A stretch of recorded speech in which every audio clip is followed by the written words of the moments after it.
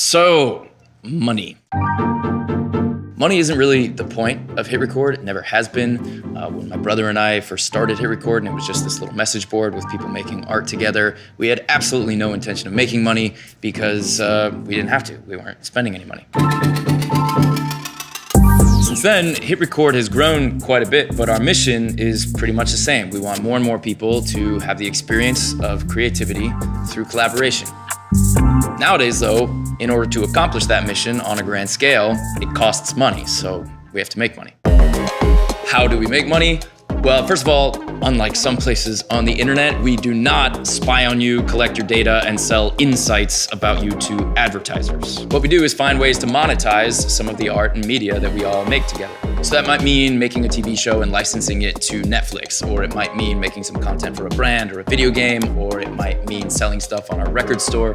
Getting paid for making things allows this company and this community to keep going and growing. Plus, it can be fun and inspiring to have our stuff out there being seen and experienced by lots of people all over the world.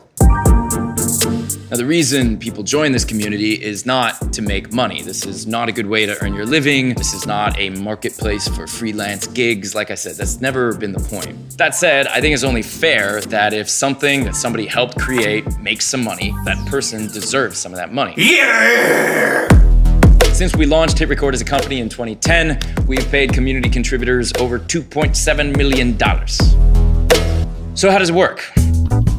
When a collaborative project on Hit Record makes money, everyone whose contribution is included in the final product gets paid.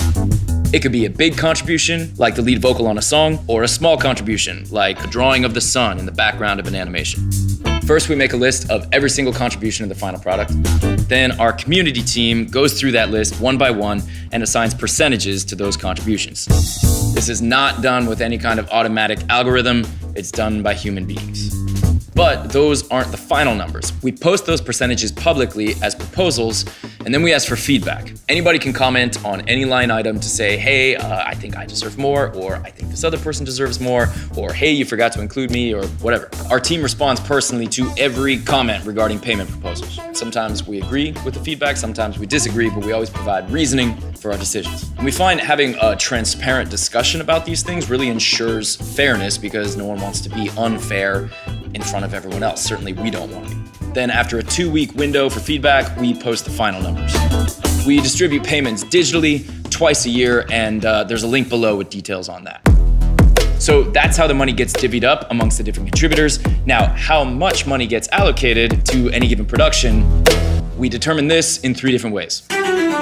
First way is how we've always done it since 2010. We take any profits and we split it 50-50, half going to Hit Record and half going to the contributing artists. And when I say profits, I mean the revenues minus the costs. So for example, one of the times we did this was for a release we self-published in 2011 called Recollection. It was a beautiful book, DVD and CD with short films, music, art, and writing we'd all made together. We sold it in some retailers, but mostly people bought it through our record store. By 2012, it had generated $138,000 in gross revenue, and it had cost us $89,000 to make. So there was $44,000 in profit, which we split 50-50, with $22,000 going to all the different artists whose contribution was included in the public release. By the way, we still sell copies of Recollection, so people are still making money off of those sales. Get your copy today! So that's the first way, and we still do it that way, especially for productions that are pretty straightforward and lucrative, like for example, the LG campaigns that we made over the last few years.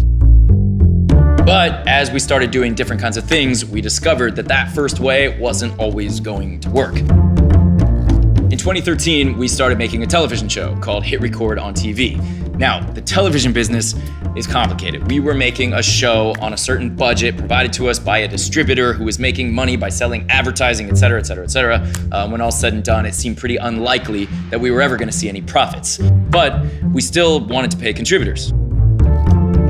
So we came up with a second way, where we earmark a certain amount of money and make that a line item in a production budget and use that to pay contributors. In the case of Hit Record on TV, we earmarked $50,000 per episode based on each episode's total budget and the amount we were expecting the community to contribute to each episode. So by allocating that line item, we were able to pay contributors even though we never turned a profit. All right, so that's the second way. The third way we just started doing a couple years ago, and that's called self-funded productions. This is for outstanding projects going on in the community that aren't necessarily so commercially viable, but that we want to fund anyway. So we take money from the more lucrative productions and we put it into the self-funded pool. These payments usually aren't as big because these projects aren't generating their own revenue, but I still think it's worth doing. Now, which projects get self-funded, that's a subjective creative decision made by me and the Hit Record staff, but of course we heavily consider the opinion of the community as well. We don't want to leave it up to like votes or something like that, because then it just becomes a popularity contest, and I don't think that that makes for a good creative process. Okay, I know that was a lot, and it's not the most exciting topic in the world, so if you're still watching, kudos to you. If any of that didn't make sense, or if you have any other questions at all, definitely just ask. We really do our best to be as transparent as we possibly can be with how we handle money here. And as you can see, it's been an evolution, and I think having an ongoing and open discussion with the community is key. But yeah, let's get back to the fun stuff. Thanks again.